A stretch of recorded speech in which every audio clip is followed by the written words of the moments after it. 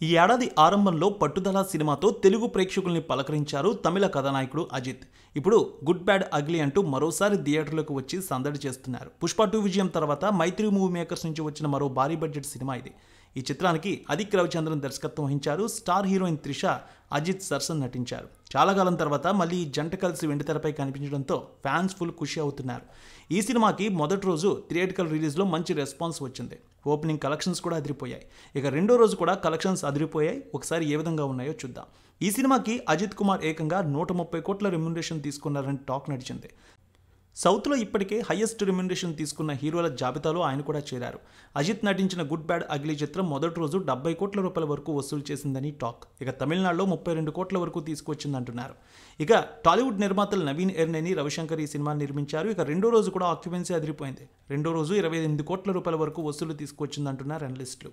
Story wise చూస్తే AK alias red dragon Ajith ప్రపంచంలో పేరు మూసిన గ్యాంగ్స్టర్. ఎన్నో ఏళ్లు చక్రవర్తిలా చీకటి సామ్రాజ్యాన్ని ఏలిన అతను భార్య రమ్య త్రిషకిచ్చిన మాట కోసం నేర సామ్రాజ్యాన్ని వీడి జైలుకు వెళ్తాడు.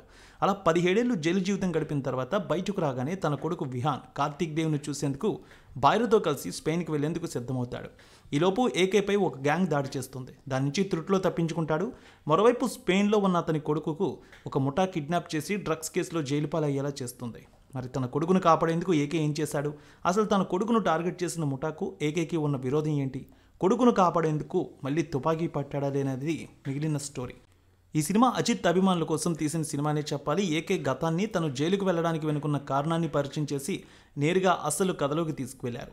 జైలు నుంచి పారిపోవడానికి ఒక రౌడీ ముఠా ప్రయత్నించడం, వాళ్ళను అజిత్ అడ్డుకుని తనదైన శైలిలో చితక్కొట్టడం, ఈ ఇంట్రోవైట్ ఆద్యంతం తన అభిమానులకు ఫీస్ట్లా అనిపిస్తుంది.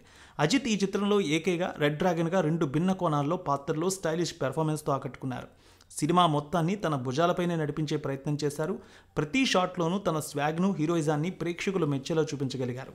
సూపర్ టాక్తో అయితే ఈ సినిమా వెళ్తోంది. మంచి కలెక్షన్స్ లాంగ్ రన్లో తీసుకొచ్చే అవకాశం ఉందంటున్నారు అనలిస్టులు.